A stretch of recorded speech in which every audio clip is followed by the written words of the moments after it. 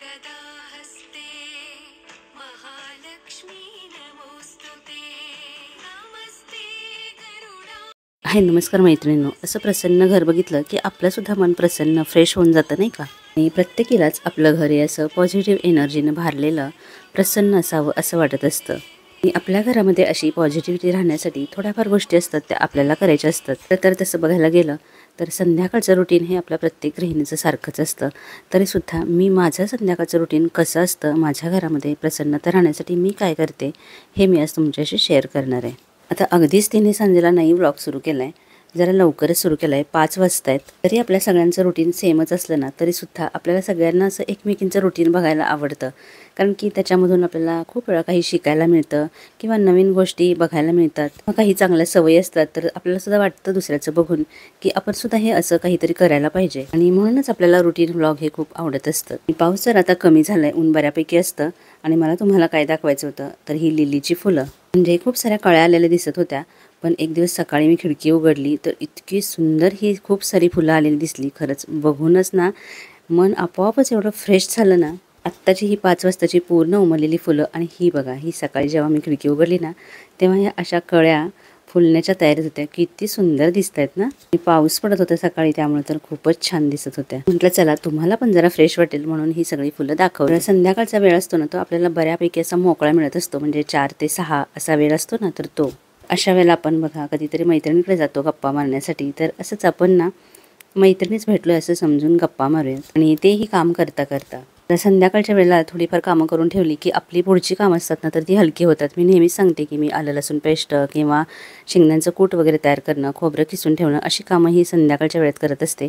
पण आज थोडंसं वेगळं काहीतरी करत आहे, म्हणजे आज ना मी ड्रायफ्रूटचे लाडू बनवते। म्हणजे असा कुठला वेगळा पदार्थ करायचा असला की मी तो याच वेळेत करते। म्हणजे कसं असतं बघा, सकाळी आपली सगळी कामं असतात, खूप धावपळ होते, त्याच्यानंतर आपण थकलेलो असतो, मग थोडासा आराम करून आता या वेळेला आपण ही जर कामं करायला घेतली तर पटापट सुद्धा होतं, आणि ही कामं करताना उत्साह सुद्धा वाटतो। खरं तर हे ड्रायफ्रूटचे लाडू असतात ना ते करायला फार वेळ लागत नाही, अगदी 15 मिनिटात सुद्धा झटपट होतात। सगळी तयारी असली ना की पटकन होतात। तर आज मी हे बनवते आहे कारण ना खरं सांगू का, ड्रायफ्रूट असतात ना तर ते भिजत घालूनच खायचे असतात, पण रोज रोज आपण ते नेहमीच घालायचे विसरून जातो, कधीतरी लक्षात येतं, मग ते आपण भिजत टाकतो।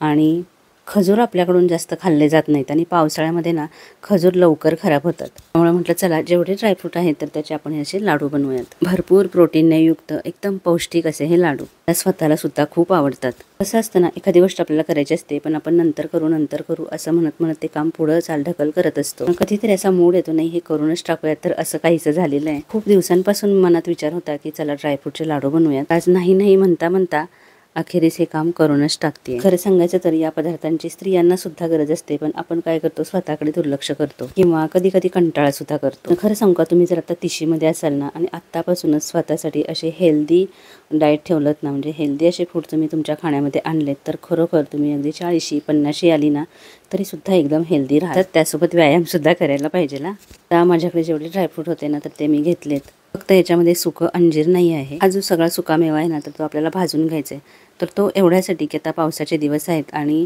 आपण जर असेच लाडू बनवले तर ते वातावरणामुळे दमट होऊन लवकर खराब होऊ शकतात, त्याच्यामुळे त्याला व्यवस्थित असे भाजून घ्यायचे। तर आता मी तुम्हाला इथे काय दाखवते, तर हा एक लायटर नवीन मी घेतलाय, इलेक्ट्रिक लायटर, चांगला वाटला म्हणून म्हटलं तुमच्याशी शेअर करूयात।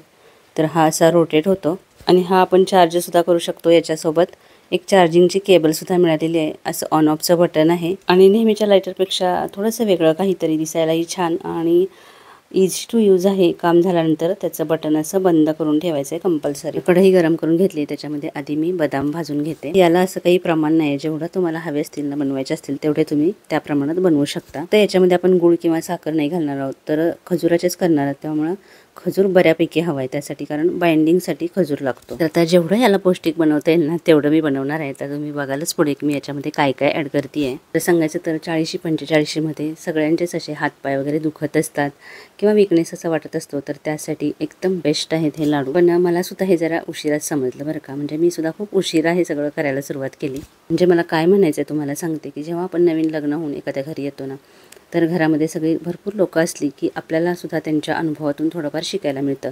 पण लग्न झाल्यानंतरच जर आपण काही कामानिमित्त वेगळं कुठेतरी राहत असू, म्हणजे एकटेच कुठेतरी बाहेर राहत असू, तर आपल्याला फार कोणी सांगणारं नसतं आणि त्यामुळे या गोष्टी समजायला जरा आपल्याला वेळ लागतो. तर शिक्षण झाल्यानंतर लगेचच माझं लग्न झालं आणि लगेच जॉब निमित्ताने आम्ही इकडे लांब असं दूर राहायला आलो. म्हणजे गावी सगळेजण होते, पण तेव्हा फोन वगैरे पण नव्हते. आणि कधी गावी वगैरे जायचं म्हटलं तर एसटीने वगैरे जावं लागायचं, त्याच्यामुळे फारसं जाणं व्हायचं नाही. आणि आजूबाजूला सुद्धा फारसे ओळखीचे किंवा नात्यातले कुणी असे राहत नव्हते. आणि लग्नाआधी फार काही स्वयंपाक करण्याचा कधी प्रश्न आला नव्हता, त्याच्यामुळे फारसा काही स्वयंपाक असा येत नव्हता. आणि त्यामुळे ना प्रेग्नन्सीमध्ये माझे खूप सारे हाल झाले. म्हणजे एकतर मला खूप साऱ्या उलट्या पण व्हायच्या. दुसरी गोष्ट म्हणजे असं कुणीतरी आयतं करून देणारं किंवा कौतुकाने खाऊ घालणारं जवळ कुणी नव्हतं. जॉब, घर, स्वतःची काळजी घेणं हे खरंच बॅलन्स करणं मला जमत नव्हतं. 23व्या वर्षी काय समजणार आहे सांगा, काय खायचं आणि काय काळजी घ्यायला पाहिजे ते. तर आता तुम्हाला वाटेल की मी हे सगळं का सांगते. तर स्त्रीचं आयुष्य लग्नानंतर खूप सारं बदलत असतं, प्रेग्नन्सीनंतर, डिलिव्हरीनंतर तर जास्तच. आणि अशामध्ये ना चांगल्या खाण्याचं, व्यायामाचं आणि मुख्य म्हणजे मेंटल पीस जो असतो ना, त्याची खूप गरज असते. आणि अशा वेळेस जर तुम्हाला खूप सारा स्ट्रगल करावा लागत असेल ना, आणि वेळच्या वेळी जर या सगळ्या गोष्टी मिळाल्या नाहीत, तर मात्र पुढच्या आयुष्यामध्ये खूप सारे हेल्थचे इश्यू होतात. आणि म्हणूनच त्या वेळेला आपली काळजी करणारं कुणीतरी, कौतुकाने आपल्याला ह्या सगळ्या गोष्टी समजून सांगणारं, आपल्यासाठी करणारं कुणीतरी घरामध्ये मोठं हे हवं असतं. आधी मी जिकडं राहत होती ना, तर ती खोली खूपच अंधारी पण होती. आजूबाजूला कोणी जास्त कोणी राहायला पण नव्हते. त्यामुळे फारसं कोणाशी कम्युनिकेशन असं व्हायचंच नाही. पण त्याच्यानंतर 2 वर्षानंतर आम्ही इकडे राहायला आलो. आणि इकडं राहायला आल्यानंतर इतक्या साऱ्या नवीन गोष्टी मला कळाल्या. म्हणजे इथं आजूबाजूला सुद्धा खूप साऱ्या मैत्रिणी झाल्या आणि त्यांच्याशी होणाऱ्या गप्पांमधून सुद्धा आपल्याला खूप साऱ्या गोष्टी समजत असतात. आणि मग तेव्हा मला कळालं की अरे, आपल्याला तर यापैकी कितीतरी गोष्टी या माहीत सुद्धा नव्हत्या. एका मैत्रिणीला तिच्या सासूबाईंनी तिचा किती छान डाएट प्रेग्नन्सीमध्ये ठेवलेला ते सांगितलं. शिवाय त्यांच्याकडे अशी पद्धत आहे की प्रेग्नन्सीच्या 8व्या किंवा 9व्या महिन्यामध्ये जो मगाशी मी तुम्हाला डिंक दाखवला ना, तर तो डिंक तुपामध्ये भिजत घालतात. आणि 9 महिने पूर्ण झाल्यानंतर जेव्हा डिलिव्हरी होते त्याच्यानंतर मग तो तुपात भिजवलेला जो डिंक असतो ना, तर तो सकाळी खायला द्यायच्या. आणि पूर्ण प्रेग्नन्सीभरच खूप चांगली काळजी तिची घेतली गेलेली. शिवाय घरातलं वातावरण एवढं प्रेम करणारी सगळी लोकं, त्याच्यामुळे मेंटल स्ट्रेस काहीच नाही. त्यामुळे ना पुढेही तिची हेल्थ खूप चांगली राहिली. म्हणूनच ना योग्य वयामध्ये योग्य गोष्टी मिळणं खरंच खूप गरजेचं असतं. कारण अशी काळजी जेव्हा घेतली जात नाही ना, तर त्याचे परिणाम आहेत ना, तर ते जेव्हा मेनोपॉज सुरू होतं ना, तेव्हा दिसायला लागतात. आणि तेव्हाच खरं तर आपल्या बायकांना स्वतःकडे लक्ष देण्यासाठी वेळ मिळतो. पण तोपर्यंत बऱ्यापैकी उशीर झालेला असतो. ठीक आहे, देर आहे दुरुस्त आहे. जरा उशिरा का होईना स्वतःची काळजी घ्यायला सुरुवात करायला पाहिजे. आता यामध्ये फार काही रेसिपी सांगण्यासारखं नाही, तुम्ही बघितलंतच की काय काय मी केलं. तरीसुद्धा मी शॉर्ट्स व्हिडिओमध्ये याची रेसिपी आहे ती डिटेलमध्ये शेअर करेन. आपली एक सबस्क्रायबर मैत्रीण आहे अनिता म्हणून, तर तिने खूप वेळा सांगितलं की तुमचे अनुभव आहेत, तुम्हाला आले तर आमच्याशी शेअर करा, म्हणजे आम्हाला सुद्धा त्याची खूप मदत होईल. तर हळूहळू प्रत्येक ब्लॉगमधून ते शेअर करण्याचा मी प्रयत्न करेन. खरं तर प्रत्येकालाच आयुष्यामध्ये खूप सारे अनुभव आलेले असतात, प्रत्येकानेच खूप सारा स्ट्रगल केलेला असतो. पण आयुष्यामध्ये पुढे गेल्यानंतर आपल्याला असं कधी कधी वाटतं की या गोष्टी मला आधी माहिती असत्या तर आयुष्य खूप सोपं झालं असतं. आणि खरं सांगू का, तिशीमध्ये मी माझी स्वतःची एवढी काळजी पण घेतली नाही. तेव्हा एवढ्या या गोष्टी समजत पण नसतात आणि तेव्हा एनर्जी भरपूर असते, त्यामुळे या गोष्टीकडे आपण लक्षसुद्धा देत नाही. पण पुढे जाऊन याचा त्रास होतो.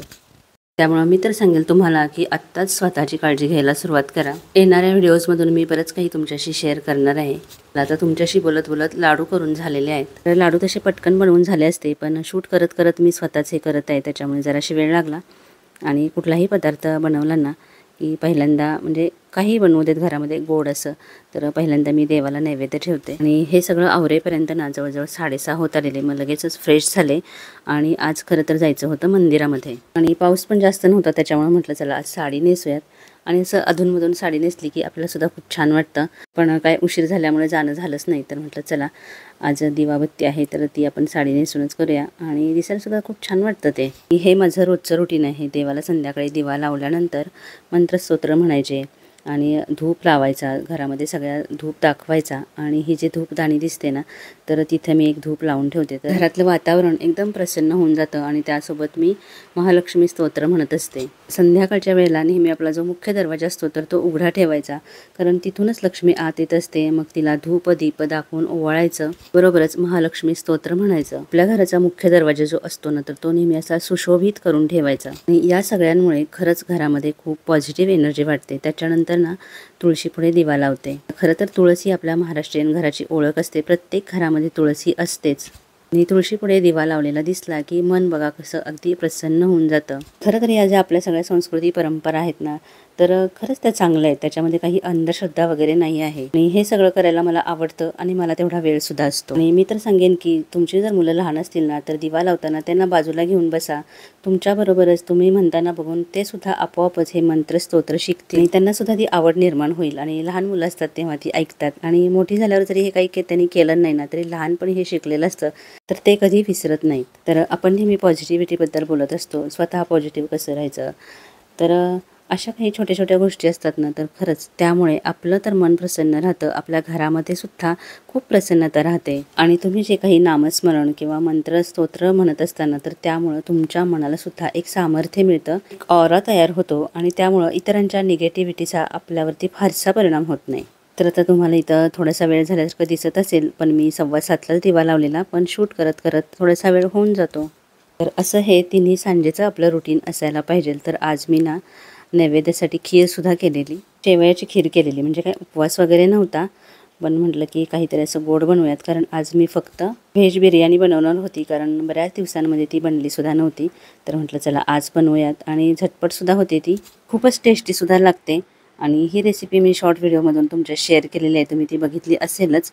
आणि ती खूप व्हायरलसुद्धा झाली, जवळजवळ 2.5 लाखाच्या वर त्याला व्ह्यूज आले. आणि छान वाटतं असं आपल्या मेहनतीचं फळ आपल्याला मिळालं की. आपल्या बऱ्याच मैत्रिणी म्हणतात की लाँग व्हिडिओमध्ये सुद्धा रेसिपी डिटेलमध्ये शेअर करत जावा. तर आपण काय करतो की रेसिपी करता करता किंवा कुठलंही काम करता करता गप्पा मारत असतो, विविध विषयांवरती बोलत असतो आणि शॉर्ट व्हिडिओमध्ये या सगळ्या रेसिपी मी तुमच्याशी शेअर करत असते. तर नक्की शॉर्ट व्हिडिओसुद्धा बघत जा. तर मला ना तुम्हाला एक रिक्वेस्ट करायची आहे. ती प्रेमळ रिक्वेस्ट अशी आहे की जसं तुम्ही ऑर्गनायझेशनचे किंवा मोटिवेशनचे व्हिडिओ अगदी प्रेमाने बघता, तसंच बाकीचे पण व्हिडिओ आहेत आपले, तर ते सुद्धा बघत जा. आणि प्रत्येक व्हिडिओमधूनच तुम्हाला काही ना काहीतरी नवीन माहिती किंवा मोटिवेशन आणि आनंद मिळेल याची मला नक्की खात्री आहे. त्यामुळे प्लीज प्लीज आपले सगळे व्हिडिओ बघत जा. आणि आता मी रेग्युलर व्हिडिओ टाकण्याचा प्रयत्न करणार आहे. मध्ये मध्ये काही काही कारणांमुळे माझे रेग्युलर व्हिडिओ येत नव्हते, तर ते आता नक्की येतील. आणि तुमच्या काही छान छान कमेंट्स की ज्यामुळे मला खूप आनंद आणि मोटिवेशन मिळते, त्यामुळे प्लीज आवर्जून कमेंट करत राहा. आणि तुम्ही संध्याकाळच्या वेळेला अजून काय काय रुटीनमध्ये करता हे मला नक्की ऐकायला आवडेल, तर प्लीज शेअर करा.